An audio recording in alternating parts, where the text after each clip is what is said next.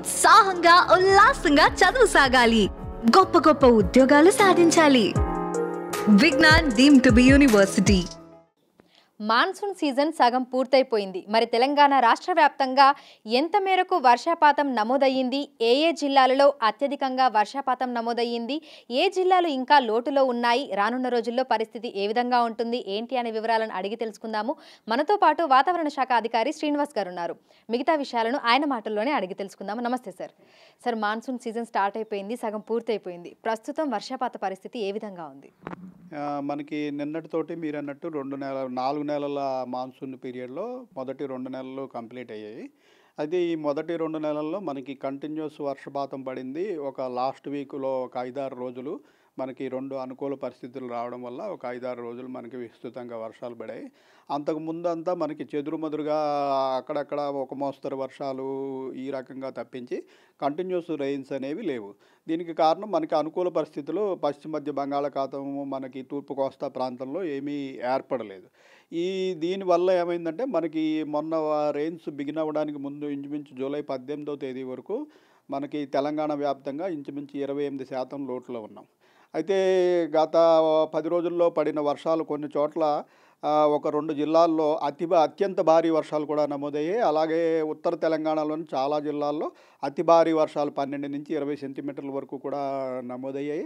అలాగే మనకి మధ్య తెలంగాణ, దక్షిణ తెలంగాణలోని జిల్లాల్లో ఒక మోస్తరు వర్షాలు 5 నుంచి 7 సెంటీమీటర్ల వరకు మొత్తం రాష్ట్ర వ్యాప్తంగా విస్తృతంగా వర్షాలు పడటం వల్ల ఈ వర్షాలు పూర్తయ్యే నాటికి ఒక 3-4 రోజుల క్రితంకి మనకి ఈ లోటు అంతా పూడిపోయి రాష్ట్ర వ్యాప్తంగా లోటు అయితే పూడి మనం +1కి చేరుకున్నాం.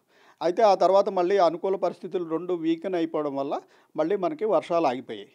వర్షాలు ఆగిపోతే మళ్ళీ ఈ 4-5 రోజుల్లో మళ్ళీ మనం లోటులోకి వెళ్ళిపోయాం. మళ్ళీ 8% లోటులో ప్రస్తుతం 33 జిల్లాల సగటు లోటు ఈ రోజుకి 8% లోటులో ఉందండి. అయితే తెలంగాణ రాష్ట్ర వ్యాప్తంగా చూసుకుంటే ఏ జిల్లాలలో మనకు ఇప్పటి వరకు ఎంత వర్షపాతం నమోదయ్యింది, అంటే అత్యధికంగా ఏ జిల్లాలలో ఉంది, అదేవిధంగా అత్యల్పంగా అంటే లోటు వర్షపాతం ఉన్న జిల్లాలు ఏంటి? మనకి ఈ రోజు వరకు చూసుకున్నట్టయితే ఈ బ్లూ కలర్ డిస్ట్రిక్ట్స్ మనకంటే సౌత్ తెలంగాణలోని 3 జిల్లాలు నారాయణపేట, మహబూబ్ నగర్, నాగర్ కర్నూలు, అట్లాగే మనకి ఈశాన్య తెలంగాణలో ఇటు ములుగు డిస్ట్రిక్ట్. ఈ 4 డిస్ట్రిక్ట్లు మటుకే వాటి నార్మల్ రెయిన్ఫాల్ కంటే కొద్దిగా ఎక్సెస్లో ఉన్నాయి. మిగిలిన ఈ గ్రీన్ కనిపించేవి ఆదిలాబాదు, కొమరంభీం నార్త్ తెలంగాణలో, అలాగే మనకి నిజామాబాదు, కామారెడ్డి, రాజన్న సిరిసిల్ల, సిద్దిపేట, కరీంనగర్, మహబూబాబాదు, వరంగల్, హనుమకొండ, ఖమ్మము, భద్రాద్రి, అట్లాగే మన ఇటు రంగారెడ్డి, వికారాబాదు, ఇవి మటుకు normal rainfall range. Normal rainfall range కూడా మనకి -20 to +20 is considered as normal range. So ఆ నార్మల్ రేంజ్లో ఉన్నాయి. అంటే 20% పైబడి లోట్లో ఉన్న జిల్లాలు ఇప్పుడు నల్గొండ, సూర్యాపేట, యాదాద్రి భువనగిరి, జనగాం, మెడ్చల్, మల్కాజ్గిరి, సంగారెడ్డి, మెదక్, ఈ మధ్య తెలంగాణలోని జిల్లాలు. అలాగే నార్త్ తెలంగాణకి వెళ్ళిపోతే నిర్మల్, జగిత్యాల, ఇటు మంచిర్యాల, పెద్దపల్లి, జయశంకర్ భూపాల్పల్లి, ఇవి కూడా మోర్ దాన్ 20% లోట్లో ఉన్నాయి. మొత్తం రాష్ట్ర వ్యాప్తంగా చూసుకున్నట్టయితే నిర్మల్ జిల్లా అత్యధిక లోటు 49% లోట్లో ఉంది. మనకి నెక్స్ట్ మెడ్చల్, మల్కాజ్గిరి 37% లోట్లో ఉందండి. సరే, అయితే ఆగస్టు నెల కూడా ప్రారంభం అయిపోయింది. మరి ఈ నెలలో ఏ విధంగా ఉండొచ్చు అంటారు? మళ్ళీ భారీ వర్షాలు కురిసే అవకాశం ఏమైనా ఉంది అంటారా? మనకి 50% పీరియడ్ కంప్లీట్ అయింది కాబట్టి మన ఐఎండి కేంద్ర విభాగంలో మనకి మంత్లీ ఎనాలిసిస్, అలాగే మిగిలిన సీజన్కి ఎనాలిసిస్ కూడా జరుగుతుంది. అది నిన్న కంప్లీట్ అయ్యి మనకి రిపోర్ట్ కూడా రావడం జరిగింది. దీని ప్రకారం ఏంటంటే ఇది మనకి ఆగస్టు నెల రెయిన్ఫాల్ యొక్క ఫోర్కాస్ట్ అన్నమాట. ఈ ఆగస్టు నెల ఫోర్కాస్ట్లో మనకి బ్లూ ఏరియా అంతా కూడా మనకి నార్మల్ కంటే స్వల్పంగా ఎక్కువ పడే అవకాశం ఉన్నది. అంటే మనకి రాష్ట్రంలో ఇంచుమించు ఒక 75% వరకు ఏరియాస్లో మనకి కొద్దిగా నార్మల్ కంటే ఎక్సెస్ రెయిన్ఫాల్ పడే అవకాశం ఉంది. అయితే నార్త్ తెలంగాణలో మనకి డెఫిషియెంట్ చూపిస్తోంది. నార్త్ తెలంగాణలో ఈ ఎల్లో కలర్ ఏంటంటే డెఫిషియెంట్, అంటే మళ్ళీ అక్కడ ఈ ఆగస్టులో కూడా పడాల్సిన దానికంటే తక్కువ పడే అవకాశం ఉంది. మన సిటీ ప్రాంతంలో గ్రీన్ చూపిస్తోంది, అంటే మనకి నార్మల్ రెయిన్ఫాల్ ఆగస్టులో నార్మల్గా ఎంత పడాలో అంత పడే అవకాశం ఉందని ప్రస్తుతం ఈ మంత్లీ ఫోర్కాస్ట్ చూపిస్తుందండి. సరే, అయితే ప్రస్తుతం ఇటు పశ్చిమ మధ్య బంగాళాఖాతంలో అనుకూలమైన పరిస్థితులు ఏమైనా ఉన్నాయా ఈ రానున్న రోజుల్లో? అంటే ఈ 4-5 రోజుల్లో పరిస్థితి ఏ విధంగా ఉండొచ్చు అంటారు? ఈ 4, 5 రోజుల్లో మనకి ప్రస్తుతం అనుకూల పరిస్థితులు ఏమీ లేవు. సో, మనకి ఇలాగే డ్రై స్పెల్ ఇంచుమించు 10వ తారీఖు వరకు కూడా కంటిన్యూ అయ్యే అవకాశం ఉంది. కానీ ఏంటంటే మనకి లోకల్‌గా మాయిశ్చర్ అవైలబిలిటీ, అలాగే మనకి ఈ నదీ తీర ప్రాంతాలు, పెద్ద పెద్ద ఈ తటాకాలు, అలాగే మన హుస్సేన్ సాగరు ఇలాగా వాటర్ బాడీస్ ఎక్కువ ఉన్న దగ్గర కొంచెం టెంపరేచర్స్ పెరుగుతాయి కాబట్టి, టెంపరేచర్స్ పెరిగినప్పుడు మళ్ళీ సాయంత్రం సమయంలో ఈ వేడిగాలులు పైకి పోయి క్యుములోనింబస్ మేఘాలు ఏర్పడటం వల్ల అక్కడక్కడ ఉరుములు మెరుపులతో కూడిన జల్లులు పడే అవకాశం ఉంది. అది అంతకు మించి లేదు. ఇంకా మనకి మాన్సూన్‌లో మిగిలిన ఓవరాల్ 2 మంత్స్ పీరియడ్ అయిపోయింది కాబట్టి, మిగిలిన 50% కూడా ఎట్లా ఉంటుందన్నది అనాలిసిస్ మనకి నిన్న రిపోర్ట్ రావడం జరిగింది. దీని ప్రకారం చూసుకున్నట్టయితే మన తెలంగాణలో ఇంచుమించు more than 80% of the area will get more than normal rainfall అని మనకి ఇది వచ్చింది. ఓన్లీ నార్త్ తెలంగాణలోని ఒక 3, 4 జిల్లాల్లో మటుకు నార్మల్ రెయిన్‌ఫాల్ ఉండే అవకాశం ఉంది.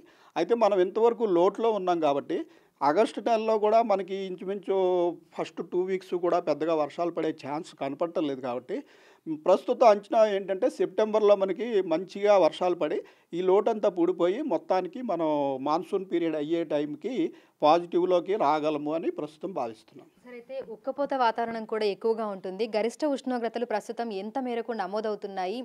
ఈ 2, 3 రోజులలో గరిష్ట ఉష్ణోగ్రతలు ఎంతవరకు ఉండొచ్చు అంటారు? గరిష్ట ఉష్ణోగ్రతలు మనకి సిటీ ప్రాంతంలో అయితే ప్రస్తుతం 31, 32 డిగ్రీల ప్రాంతంలో ఉన్నాయండి. ఇవి మరొక 2 డిగ్రీల వరకు కూడా పెరిగి ఇంచుమించు 34, 35 డిగ్రీలకు చేరుకోవచ్చు. అలాగే నార్త్ తెలంగాణలో కూడా మనకి 34, 35 డిగ్రీల వరకు చేరుకుంటున్నాయి. మరొక 2 డిగ్రీలు కూడా పెరిగే అవకాశం ఉంది.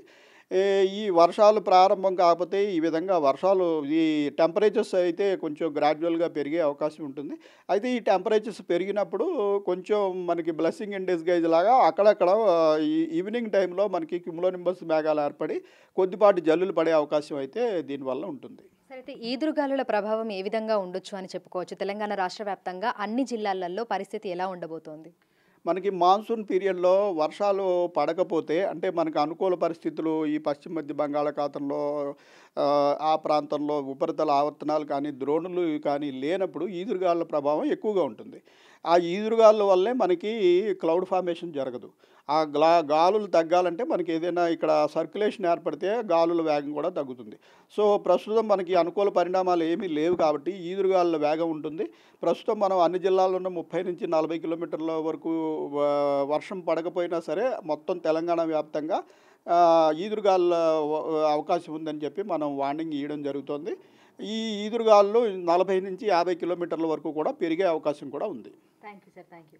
సో, ప్రస్తుతం చూసుకున్నట్లయితే కూడా తెలంగాణ రాష్ట్ర వ్యాప్తంగా మనకు వర్షపాతాన్ని గనక గమనిస్తే ఈ 2 నెలల పీరియడ్ అయిపోయిన తర్వాత, అంటే మాన్సూన్ సీజన్ సగం పూర్తయిపోయిన తర్వాత -8లోనే మనం ఇంకా ఉన్నామని కూడా వాతావరణ శాఖ అధికారులు అయితే తెలుపుతున్నారు. ఇక ఈ నెల రోజుల పాటు కూడా మనకి సాధారణం కంటే కొంచెం ఎక్కువగానే వర్షపాతం నమోదయ్యే అవకాశాలు ఉన్నట్లుగా కూడా చెప్తున్నారు.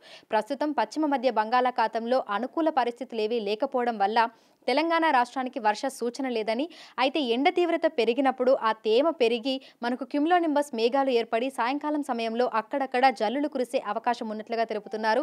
దీంతో పాటుగా తెలంగాణ రాష్ట్ర వ్యాప్తంగా అన్ని జిల్లాలకి ఈదురుగాలుల ప్రభావం ఉండటంతో 30-40 కిలోమీటర్ల వేగంతో ఈదురుగాలులు వీస్తాయని తెలుపుతూ ఆ అలర్ట్స్ అయితే అన్ని జిల్లాలకు ఇచ్చినట్లుగా వాతావరణ శాఖ అధికారులు తెలుపుతున్నారు. ఇప్పుడు జర్నలిస్ట్ హరీష్తో అంజుమ, బిగ్ టీవీ, హైదరాబాద్.